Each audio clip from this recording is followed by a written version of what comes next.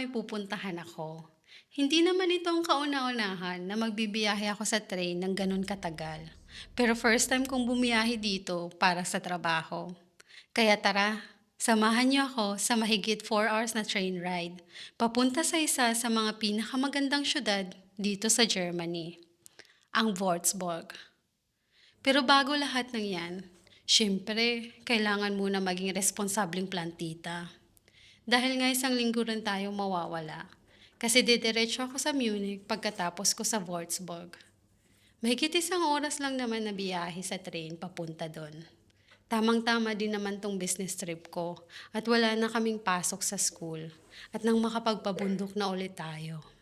Hindi na bago sa akin magbiyahe ng train ng matagal.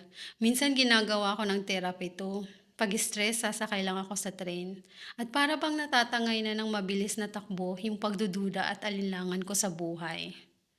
At mapapaisip na lang ako, ang layo na narating ko.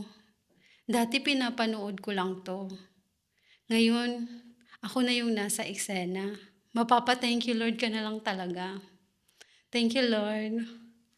Tanghali na ako dumating sa Würzburg at may nakita akong Asian restaurant sa train station.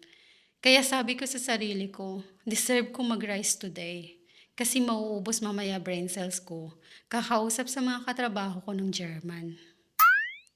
Dahil mahigit 4 na oras akong nakaupo sa train, at 10 minutes walk lang naman yung hotel ko galing sa station, kaya nagpasya ako maglakad na lang. Total maganda din naman ako. Ay, Eme, yung weather pala. Nang maiwan ko na yung malita ko sa hotel, dumiretso na rin ako sa opisina. Ako na una dumating sa mga katrabaho ko. Kaya habang nag-aantay, nagtrabaho na muna ako. Kaya lang para naman akong inaantok sa sobrang tahimik. Yung tipong maririnig mo na yung huni ng mga ibon sa labas.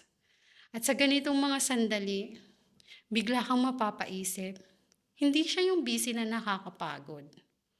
Pero siya yung tahimik na may bigat. Yung tipong wala kang kausap, pero ang daming tumatakbo sa isip mo. Pero minsan kailangan mo rin ng ganitong moment para huminto, para tumingin sa paligid at para ma-realize, nandito ka na, sa lugar na dati pangarap mo lang. At kahit simple lang yung araw, at walang grand na eksena, minsan dito mo mararamdaman na may nangyayari pala sa'yo. At sa dulo ng araw, hindi lang siya basta business trip. Isa na naman siyang paalala na unti-unting nabubuo mo na yung buhay na dati ini-imagine mo lang.